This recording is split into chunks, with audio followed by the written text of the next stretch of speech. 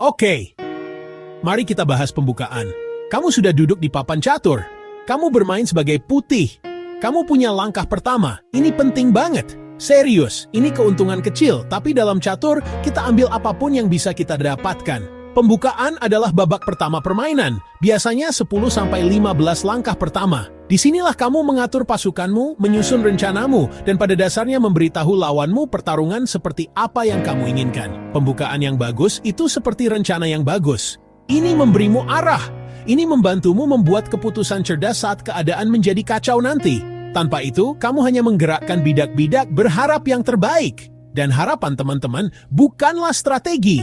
Jadi, kenapa pembukaan begitu penting? Anggap saja seperti membangun rumah. Oke, jadi apa sebenarnya yang ingin kamu lakukan di pembukaan? Ini bukan hanya tentang membuat langkah acak. Ada 3 tujuan mendasar yang harus kamu kuasai. Aku menyebutnya 3 besar. Jika kamu mencapai ketiga hal ini dalam 10 langkah pertamamu, kamu berada dalam posisi yang bagus. Pertama, dan yang terpenting, adalah menguasai tengah papan. Lihat papan catur. E4, D4, E5. Bidak di tengah menyerang dan bertahan di kedua sisi. Mereka punya kekuatan maksimal. Langkah pertamamu hampir selalu mendorong payon tengah. E4, D4. Selanjutnya, tujuan nomor 2, mengembangkan bidak-bidakmu. Kuda tidur di barisan belakang. Gajah tidur di barisan belakang. Keluarkan kuda ke F3. Keluarkan kuda ke C3. Keluarkan gajah agar menguasai diagonal. Tujuan ketiga, keamanan raja. Cara terbaik, rokade. Mari kita mulai dengan salahlah satu pembukaan tertua dan paling andal untuk putih Italian Game. Ini klasik, kokoh, dan sesuai prinsip. Disebut Italian Game karena dianalisis oleh para master Italia pada abad ke-11. Italian Game sangat cocok untuk pemula. Rencananya lugas dan mengarah ke permainan terbuka dan intuitif. Langkah-langkahnya sangat sederhana. 1. E-mata. E5, NF2, 3, BC mata. Tampilkan posisi setelah 3 BC ini game. Kamu mengklaim tengah papan. Kamu membuka jalur untuk ratu dan gajah raja. 2A, NF3 mengembangkan kuda dan menyerang pion E5. 3 BC mar adalah langkah kunci. Dari sana ia menguasai diagonal kunci. Ia memberi tekanan pada kotak F7. Rencanamu dari sini. DD, rokade.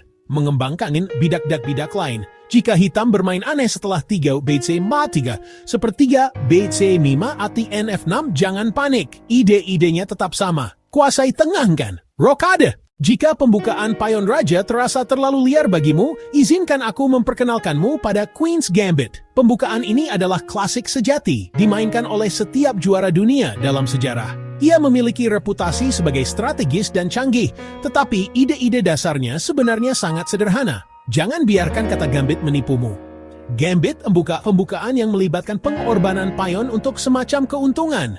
Namun, dalam Queen's Gambit, pion yang kamu korbankan hampir selalu bisa didapatkan kembali dengan mudah. Jadi, itu bukan benar-benar pengorbanan.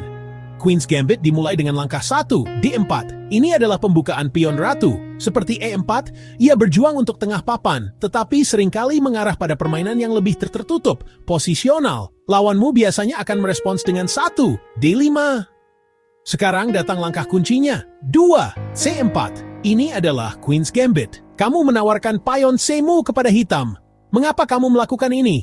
Kamu menantang kendali hitam atas tengah papan. Jika hitam mengambil payon dengan 2, DXC4 disebut Queen's Gambit diterima, kamu akan memainkan 3 E4 atau 3 E3 dan kamu akan memiliki pusat pion besar. Sebagian besar waktu hitam tidak akan menerima gambit. Sebaliknya mereka memainkan 2 E6 atau 2 C6.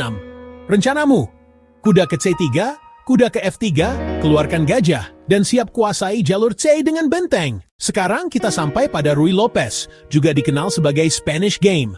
Ini adalah rajanya pembukaan catur.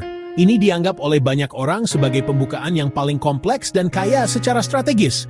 Tapi jangan biarkan itu membuatmu takut. Langkah-langkah dasarnya sama sederhananya dengan Italian Game, tetapi rencananya bisa jauh lebih dalam. Memainkan Ruy Lopez akan mengajarkanmu banyak hal tentang strategi catur. 1 remote, 1 E5, 2 NF3, 2 NC Nas, 3 BB5. Posisi awal Ruy Lopez. Dengan satu langkah ini, kamu mengubah sifat permainan. Tekanan pada kuda C6 dan payon E5. Ide inti, tekanan jangka panjang. Jangan buru-buru menukar untuk menang materi. Contoh, baik C6, dek C6, 5, Q5. Rencanamu, rokade cepat. C3, D4 membangun pusat pion. Gajah B5 memimpin kuda C6 gangguan lama. Respons umum 3A6. Pilihan ambil kuda atau tarik gajah. Jika mereka bermain lain, tetap pada rencanamu. Rokade. C3 untuk nimpat. Rui Lopez mengajarkan kesabaran. Kamu tidak perlu pukulan KO di pembukaan. Bangun posisi kokoh, peluang datang. Latih, percaya diri, dan bersenang-senang.